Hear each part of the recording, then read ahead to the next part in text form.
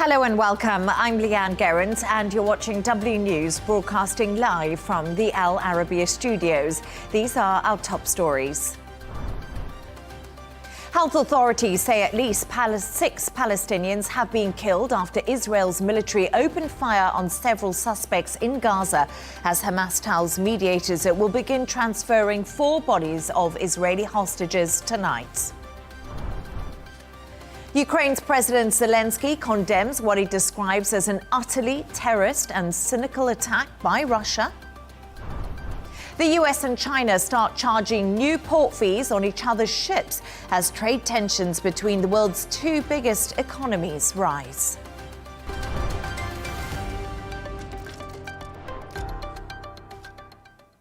Now, health authorities say at least 6 Palestinians have been killed after Israel's military said it opened fire on several suspects in Gaza.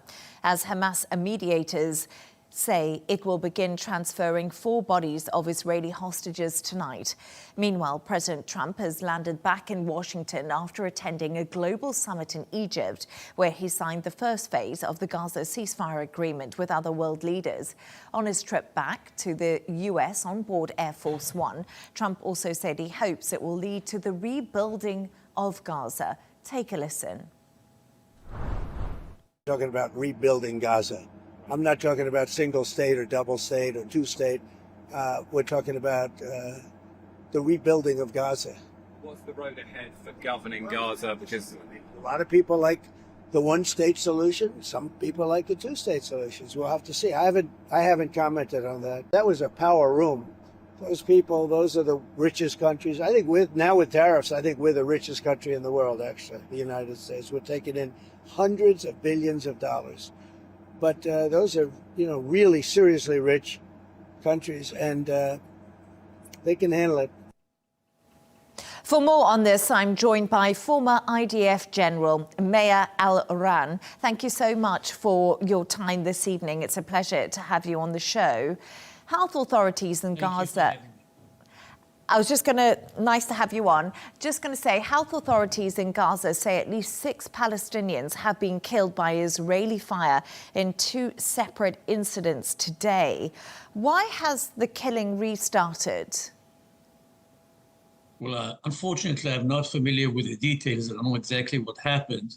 But the important thing, as far as I'm concerned, is that the Hamas has violated already the ceasefire agreement, the exchange agreement. They have delivered or released only 4 bodies of the deceased hostages. And I hear that today they are planning to deliver 4 more bodies. This is, of course, welcome. But it is in the framework of a violation, of a planned violation of the agreement. The agreement was that all the bodies of the deceased have to be released already more than a day ago. And I think that until this thing is not being solved, and it has to be solved today at the latest, or maybe tomorrow at the least, or the latest, then, of course, problems will emerge. And I can't tell you exactly what the circumstances will be. I just want to talk to you a little bit about the hostages. The families of the 24 Israeli hostages are still waiting for the release of their bodies from Gaza, as you said, and news just coming out that 4 will be released later today.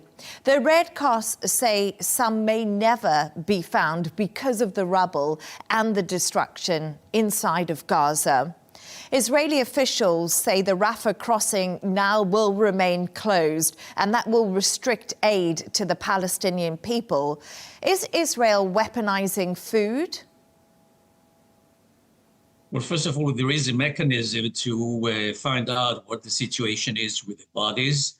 We understand that they know, Hamas knows exactly where are the at least a few or most of the bodies, and they are committed and they need to release them as soon as possible, as I said before, within hours.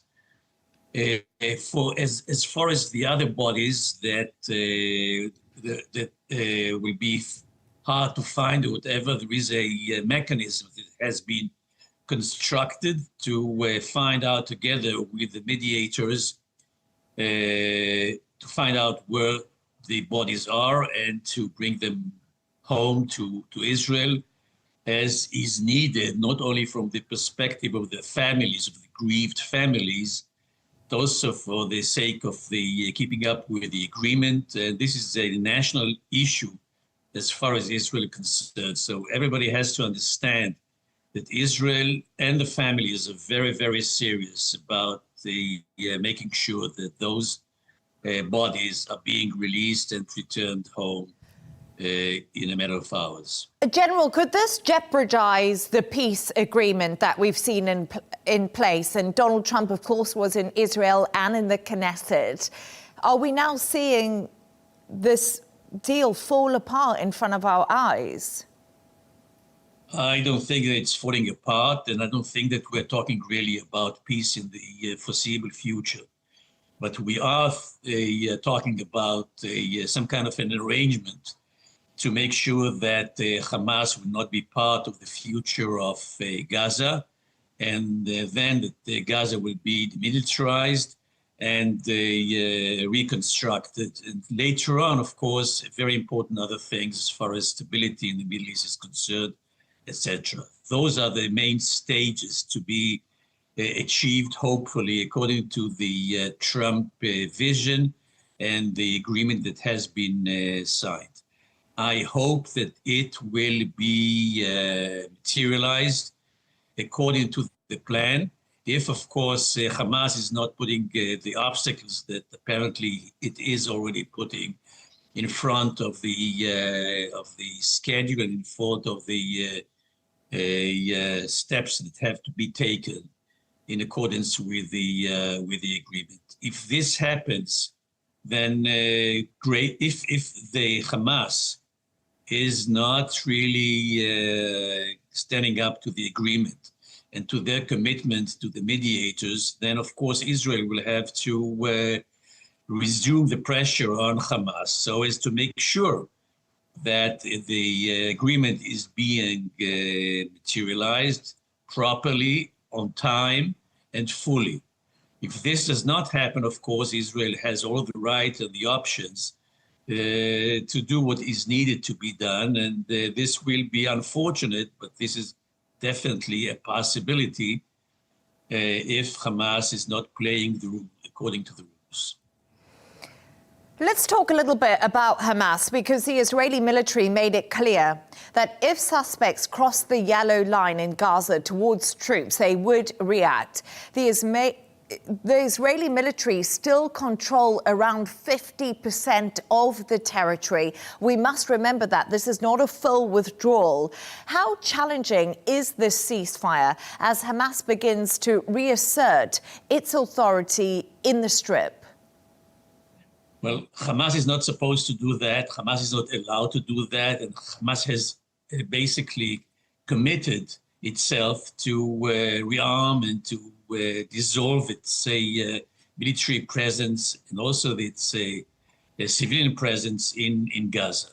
So we'll have to see what happens. If, again, as I said before, if Hamas is trying to do different things in order to survive in control positions inside Gaza, and this is apparently what's going to happen as far as they're concerned, at least, then Israel will be doing what it has to do, what it has committed to do, and what was accepted in the agreement signed up by the mediators with the partnership of the United States of America. There is no doubt about what has to be done.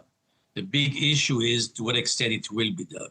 I hope that the pressure on Hamas will be strong enough without a military incursion of Israel again into Gaza. This is for us a possibility. not necessarily the best possibility, but we can do it militarily easily. And this is something that is definitely in the cards. Mayor Al-Ran, thank you so much for your thoughts. Thank you very much for having me, and good night. Thank you. I'm now joined by Dr. Mkhaimar Abusada, Associate Professor of Political Science at Al-Azhar University in Gaza. A pleasure to have you back on the show, Doctor. After a jubilant day yesterday in Gaza, today reports suggest 6 Palestinians have been killed by Israeli fire and Hamas has carried out a public execution. How fragile is this ceasefire? Well, good evening, Leigh-Ann, and many thanks for hosting me. Well, I don't want to say that the ceasefire is fragile. It seems to me that the situation is very complicated. It's a very difficult situation. I mean, both parties, Israel and Hamas, are getting out of a war that lasted for 2 years.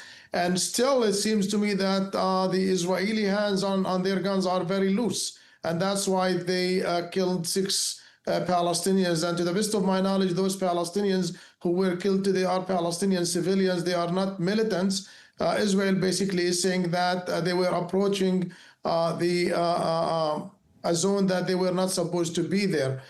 But anyway, in the meantime, Hamas has carried out also an ugly execution of Palestinian accused of collaboration with Israel or accused of illegal activity during the past many months. It seems to me that this is part of the so-called consequences of a war that went on for 2 years, and the consequences of keeping Hamas for a few days, as President Donald Trump alerted yesterday to some reporters when he said that Hamas is allowed to stay in power or to stay in control of Gaza for a few days to prevent problems or to prevent chaos and lawlessness. But unfortunately, ugly incidents that happened yesterday with the execution of Palestinians again, who are, according to Hamas, accused of collaboration with Israel during the past months, and some others are accused of theft and damage to the Palestinian properties, I believe. So, Doctor, there are growing concerns over the influence of Hamas in Gaza, with renewed presence on the street. Talk about this big power vacuum that you just mentioned there. Will President Trump and regional powers keep pressure on Hamas and Israel? Is that the hope here? Well, it seems to me that the plan is crystal clear. The proposal that was put forward by the U.S. president and that was accepted by Hamas and Israel is straightforward, that Hamas will not play a role in the day after in Gaza.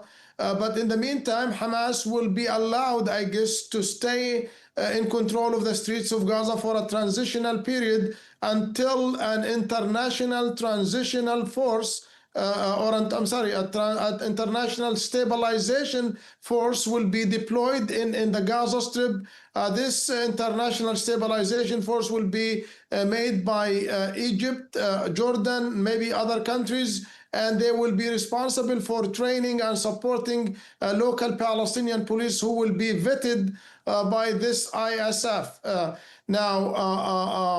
Unfortunately, seems to me that this is going to take some time. This is going to take a lot of efforts from the mediators, from the negotiators to try to settle these issues. But until then, it sounds to me that Hamas will continue to control the streets of Gaza and will probably continue to take revenge against some of their opponents or some of those who were accused of collaboration with Israel in the past 2 years.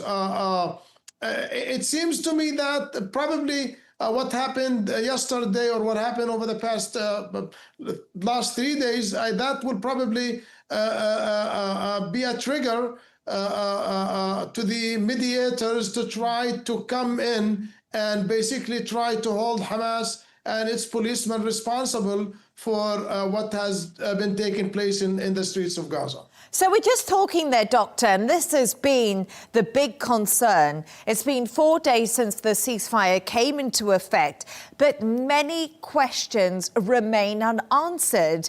Who's going to run the Gaza Strip, and will Hamas disarm? And right now, we don't have those answers, and this is why we are seeing violence back on the streets in Gaza when it comes to Hamas and opposing other militant groups, because they're not the only militant group inside of Gaza.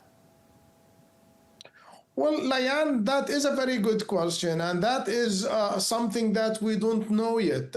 It seems to me, quoting what the Qatari Prime Minister Mohammed bin Abdulrahman Al Thani, he did say that the mediators tackled the first stage of the ceasefire proposal, or the Trump proposal, and ahead of that, there is the second stage, or the second phase of the proposal, which is much more complicated. I guess 3 more issues have not been dealt with, have not been basically finalized. It's going to take a lot of time to finalize them. One of them is the day after, who's going to govern the Gaza the day after. Now, we know that Hamas has accepted in principle not to play a political role in the day after. They wrote that in their response to the Trump proposal. But the proposal speaks of the establishment of a Palestinian technocrat committee made of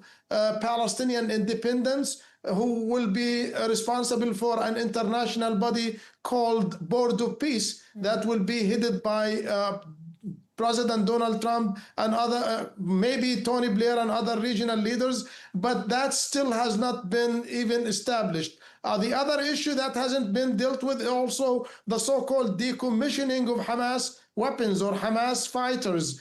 Now, Hamas hasn't said a thing to that in terms of their response to the proposal, but we have been hearing lately some Hamas spokespersons speaking about that Hamas isn't going to disarm itself. The only way that they're going to disarm is if there is going to be a Palestinian state. Now, I think we have to take into consideration here, there is a difference between decommissioning Hamas and disarming Hamas. The document, or the ceasefire proposal, speaks about decommissioning of Hamas fighters and Hamas weapons. So that might be another issue also. And the most important also, the issue of rebuilding and reconstruction of Gaza, which according to UN and the World Bank, it probably will need something between 50 to 70 billion US dollars for the rebuilding and reconstruction of Gaza. Yes, indeed, Doctor. And a UN report today says over 80% of buildings in Gaza have been destroyed or damaged.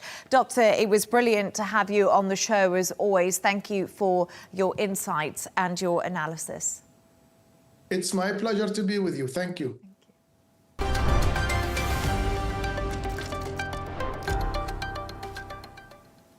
Now, Ukraine's President Zelensky has said almost 60 people have been injured during a Russian attack overnight. He described the attacks, which also hit a hospital, as an utterly terrorist, cynical attack on a place where lives are saved.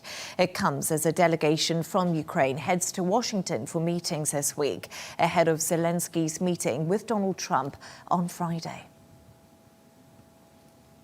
I'm now joined by Russian expert and senior fellow at the Washington Institute for Near East Policy, Anna Borshkin-Saya. Anna, great to have you back on the show. Thank you for your time this evening.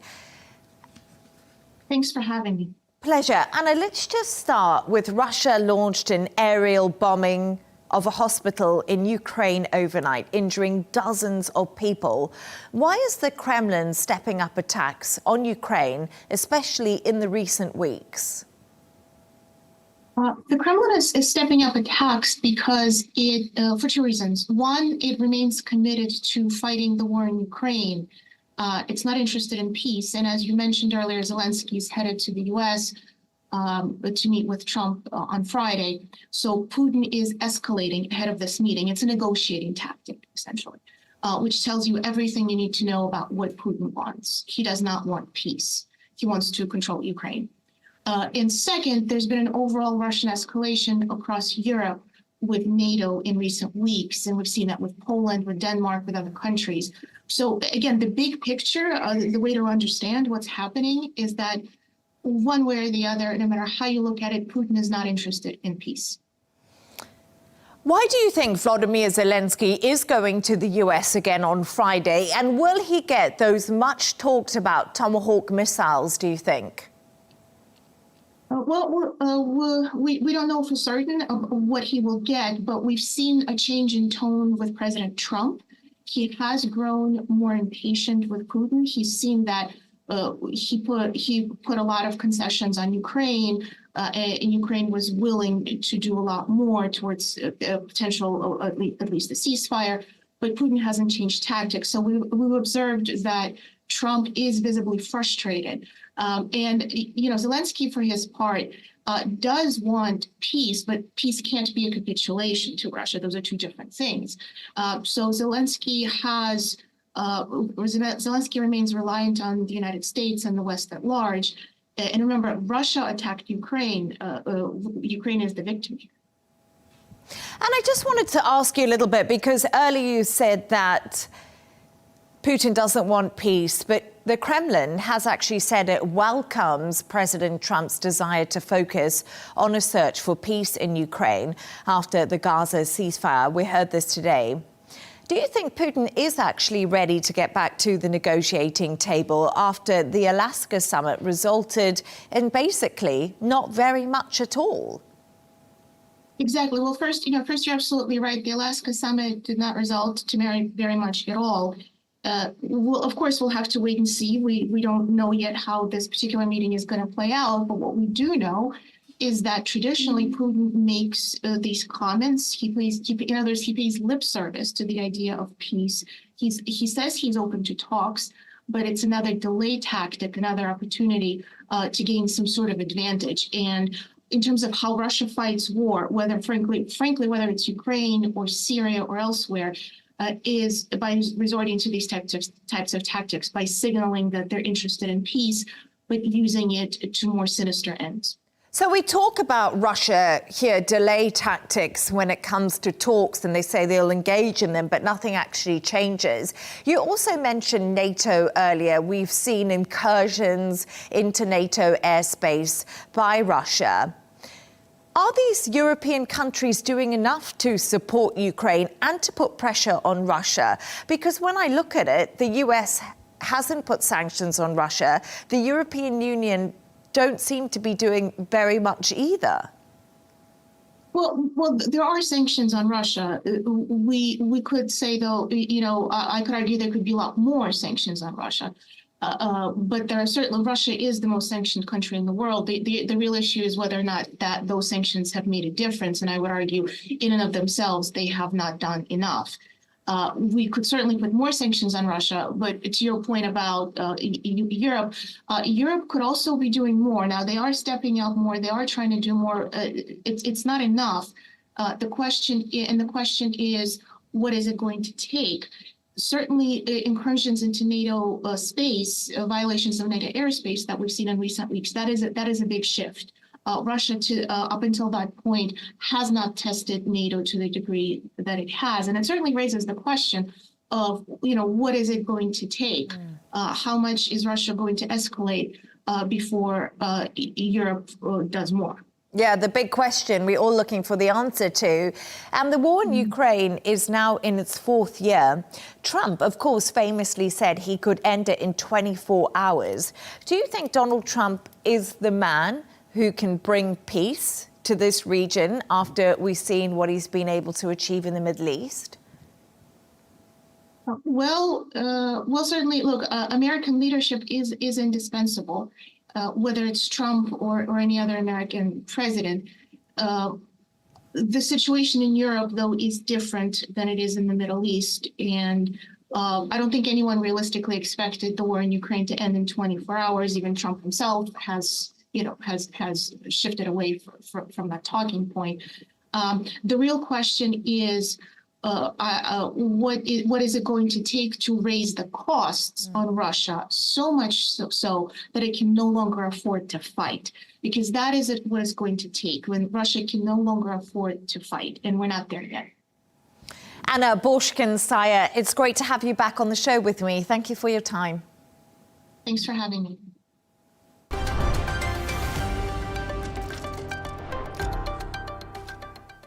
Now, Saudi Arabia's first Nobel Prize-winning scientist, Professor Omar Yaghi, has urged young Saudis to embrace science and also take risks. In an interview with Al-Arabiya's Fatima Fahed, he also spoke about the moment he found out he would receive the prize for his work in the field of chemistry.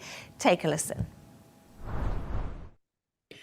It was a surprise. I mean, I received the call from the committee when I was landing in Frankfurt and taking my bags to deplane. So it was very surprising, and I was right there in the plane while they were telling me that I have been awarded the Nobel Prize in Chemistry. And they were talking about the different presentations that they were going to make in 90 minutes before the official announcement. And they asked me whether I would be available to give interviews. And I said, I'm afraid I wouldn't be able to because I would be on my next flight during that time. So it was absolutely fantastic. And there is, you can't prepare for moments such as this.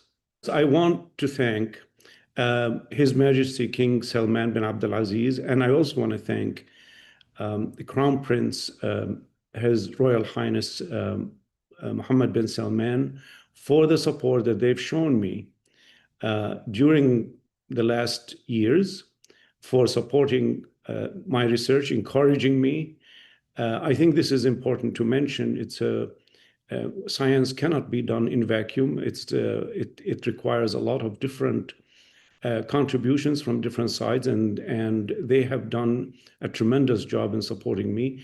I also want to thank KAXT, King Abdulaziz City of Science and Technology, for their collaboration, scientific collaboration over the last many years. These two aspects have helped me craft our research and direct our research in directions that benefit society. And we've taken the basic science all the way to applications and to commercialization.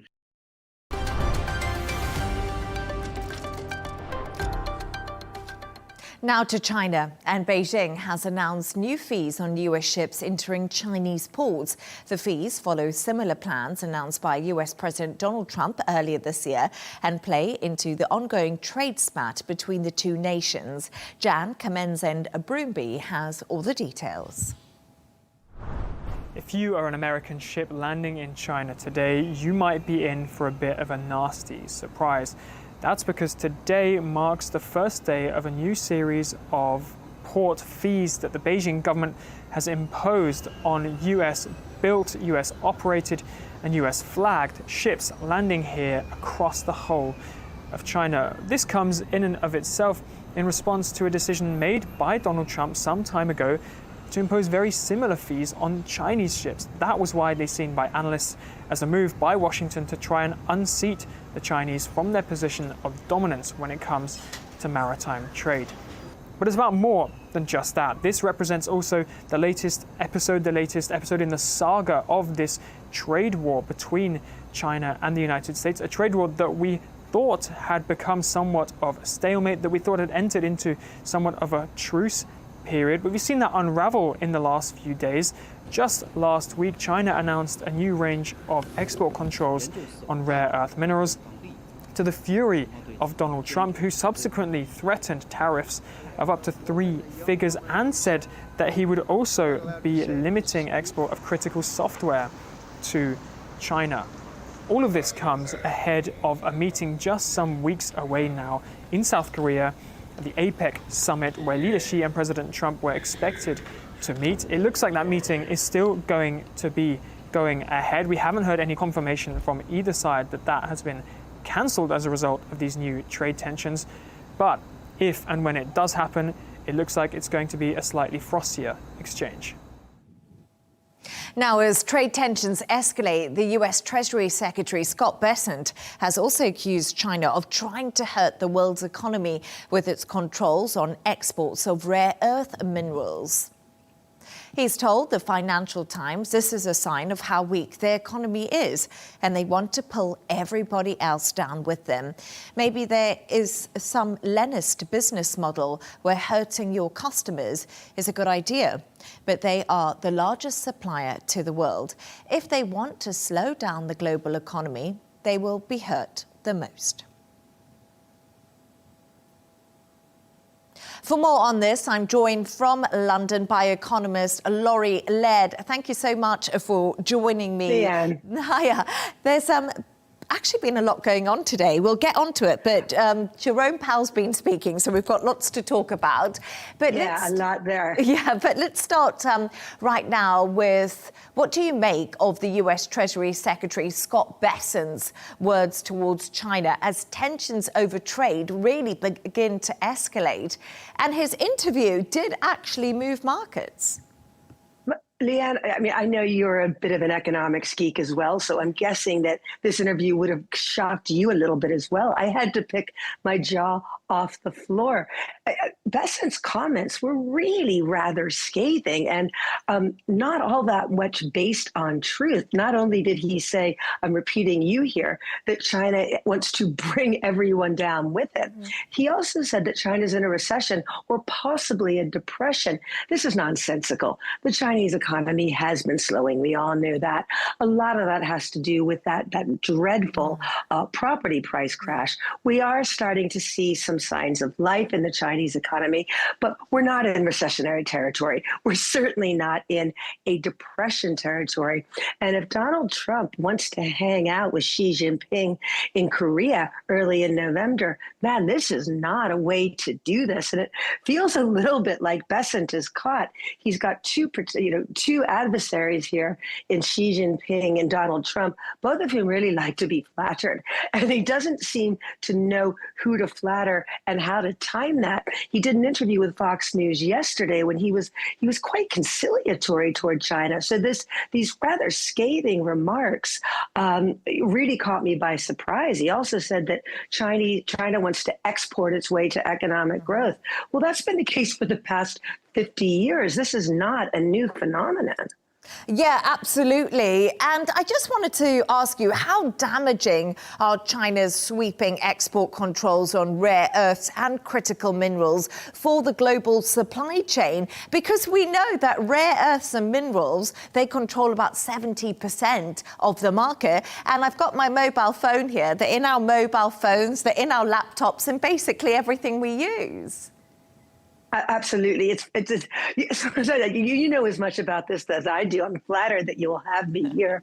Rare earths are a funny one. It's a funny name because these compounds, these minerals aren't that rare. It's just that because China has been mining them longer than anyone else, the world has sort of stepped back and let China really take a monopoly, a stranglehold on the marketing, on the digging up of these minerals, and not just the getting these things out of the ground, but processing them.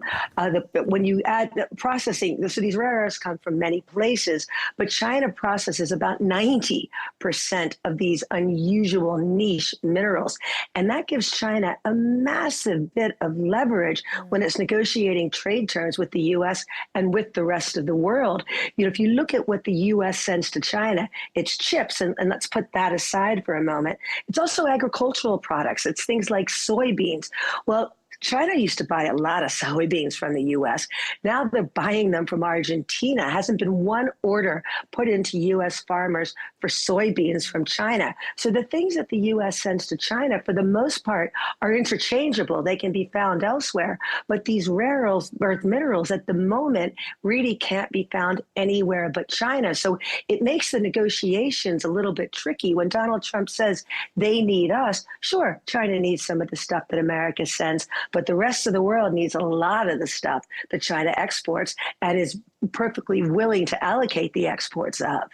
Absolutely fascinating. But the US, as we know, is threatening an additional 100% tariff on imports from China, and that will be from the 1st of November. And you also mentioned to me that Xi Jinping will be meeting Donald Trump. Do you think that both men can possibly reach a deal? Yeah, I do. I do think there will be a deal to be done. Otherwise, I don't think Trump would have given himself to the 1st of November to actually impose those tariffs. But look, China's exports, despite the already heavy tariffs that they're paying to send to the U.S., China's exports rose by more than 8% year on year in the month of September. While exports to the U.S. fell by 25%, China is starting to divert its exports to other places in the world. So China is showing us, at least for the moment, that they can find other destinations for some of these products. Yeah, absolutely. And I think they did start diversifying in Donald Trump's first term, because remember, we heard a lot about China and tariffs then. But let's get on to something else that's happening in the economic world. And the IMF is holding its annual meeting in Washington this week and has lifted its 2025 global growth forecast as tariff shocks and financial conditions have actually proven more mild than expected. Is this good news for 2025? It's shocking, isn't it? And we just yesterday we had Kristalina Georgieva, who's the head of the IMF, saying that she's very surprised at the resilience in the global economy. She also said, but don't get too used to it. The IMF meetings won't really kick off in earnest until tomorrow, but we had a bit of opener just a few moments ago, Leigh-Ann. Jerome Powell, the head of the U.S. Federal Reserve, was just given an award. He did a little speech and was doing this Q&A, his question and answer, as you and I came on air. He gave us a real mixed picture. After the Fed reduced rates last month, we're all sort of thinking, what do they do next? Are they going to continue to reduce rates?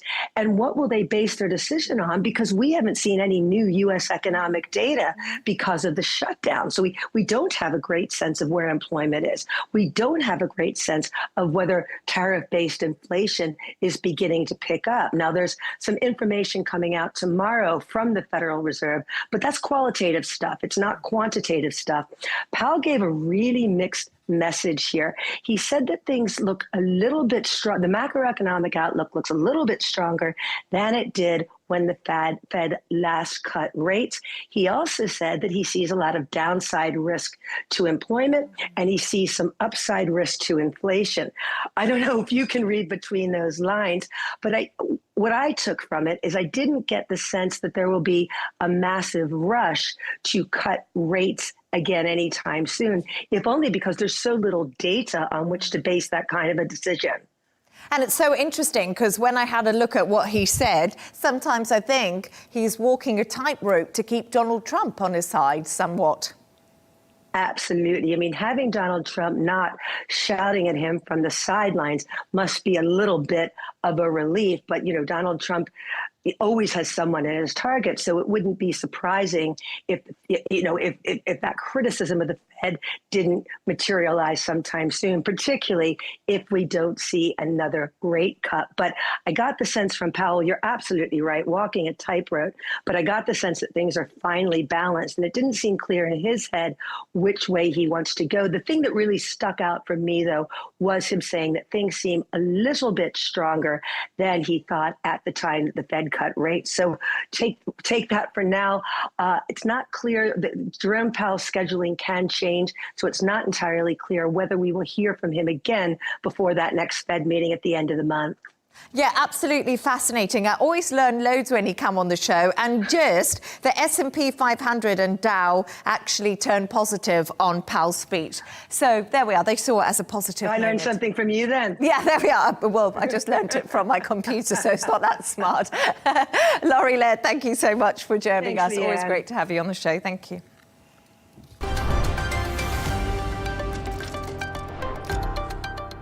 A reminder of our top stories.